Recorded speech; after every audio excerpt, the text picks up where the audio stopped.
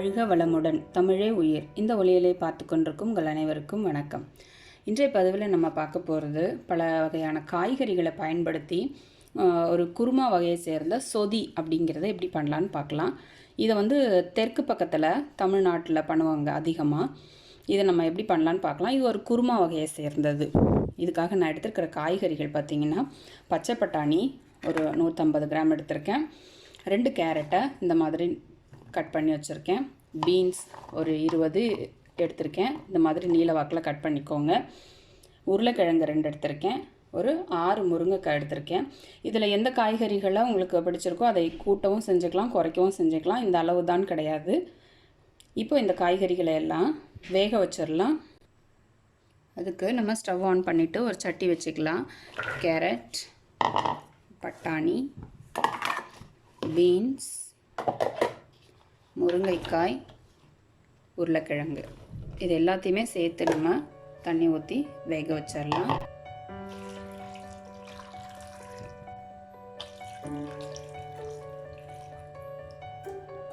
இந்த காய்கறிகள் எல்லாம் நிறைய தண்ணியும் இல்லாமல் கொஞ்சமும் இல்லாமல் இது முழுகிற அளவுக்கு நல்லா இந்த மாதிரி விட்டு இதை மூடி வச்சிடலாம். இது ஒரு 75% காய்கறி வேகட்டும். காயெல்லாம் பாருங்கள், இப்போ ஒரு 75% வெந்துருச்சு. இப்போ இதை நம்ம ஆஃப் பண்ணிவிட்டு இதை வேறு பாத்திரத்துக்கு மாற்றிக்கலாம். இப்போது அதே சட்டியை நான் அந்த காய்கறியெல்லாம் மாற்றிட்டேன். அதிலே எடுத்துக்கிறேன். தேங்காய் எண்ணெய் விட்டுக்கலாம். இது இந்த தேங்காய் எண்ணெய் விட்டு சமைச்சிங்கன்னா ரொம்ப நல்லாயிருக்கும்.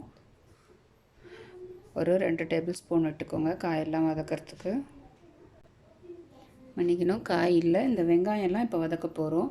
இதுக்காக நான் தேவையான பொருட்கள் எடுத்துருக்கிறது என்னென்னு பார்த்தீங்கன்னா, சின்ன வெங்காயம் எடுத்திருக்கேன். இது ஒரு 5 வெங்காயம், சின்ன வெங்காயத்தை இந்த மாதிரி பொடியாக நறுக்கிக்கோங்க. அடுத்து ஒரு 10 பல் பூண்டு, ஒரு 7 பச்சை மிளகாய். இந்த பச்சை மிளகாய் தான் இதுக்கு முழு காரம், வேறு காரம் சேர்க்க போகிறதில்ல.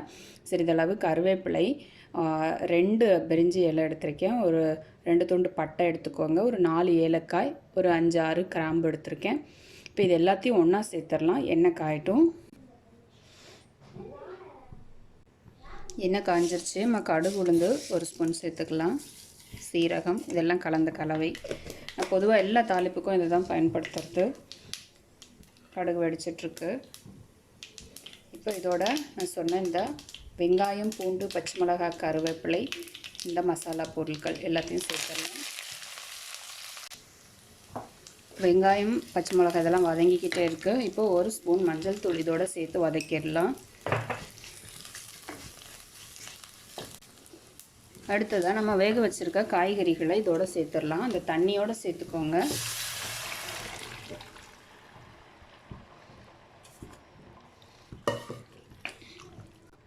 காய்கறி சேர்த்த உடனே இது கூட சேர்க்கறதுக்காக நான் ஒரு 200 கிராம் பருப்பு, பயத்தம்பருப்பை வேக வச்சு ஊற வச்சுருக்கேன். இதையும் இதோட சேர்த்துக்கலாம். நம்ம பொதுவாக குருமாவில் பருப்பு சேர்க்க மாட்டோம். ஆனால் இது பருப்பு சேர்த்து செய்கிற ஒரு வகையான குருமா. இதை தெற்கு பக்கத்தில் சொன்னேன் நான் செய்வாங்கன்னு. பொதுவாக இதை மாப்பிள்ளை சொதி அப்படின்னு சொல்லுவாங்க. புதுசாக கல்யாணமாகி வீட்டுக்கு வர மாப்பிள்ளைக்கு கொடுப்பாங்க. காரணம், நம்ம இதில் தேங்காய் பால் சேர்க்க போகிறோம். தேங்காய் பால் பார்த்திங்கன்னா ரொம்ப நல்ல சத்து இருக்குது. அதனால் இதை புது மாப்பிள்ளைகளுக்கு கொடுக்குற ஒரு வழக்கம் இருக்குது. இப்போ இது கொதிக்கட்டும். இது கொதிக்கிற நேரத்தில் ஒரு அரை மூடி தேங்காய் எடுத்து நம்ம பால் எடுத்துக்கலாம். இப்போ இதை கொஞ்சம் மூடி வச்சிடலாம்.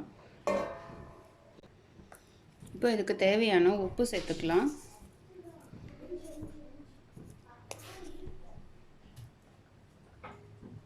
உப்பு சேர்த்துட்டு ஒரு கிளறி விட்டுடுங்க. அவ்வளோதான். இப்போ இது நல்லா கொதிக்கட்டும்.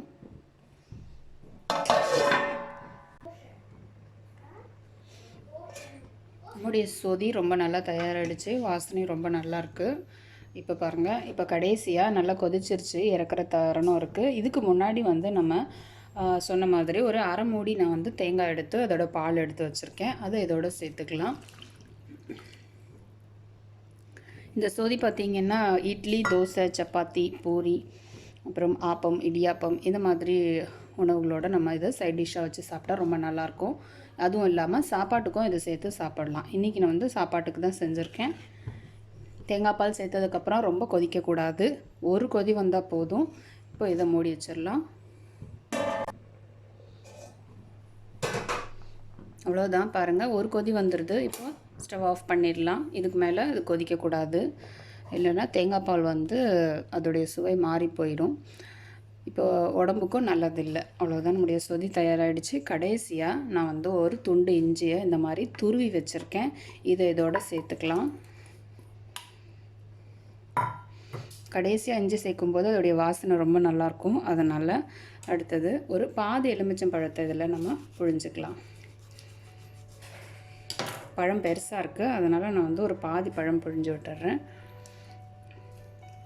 புளிப்பு சுவைக்காக, ஏன்னா நம்ம இதில் புளி சேர்க்கல, அந்த புளிப்புக்காக நம்ம எலுமிச்சம் பழம் எடுத்துக்கிறோம்.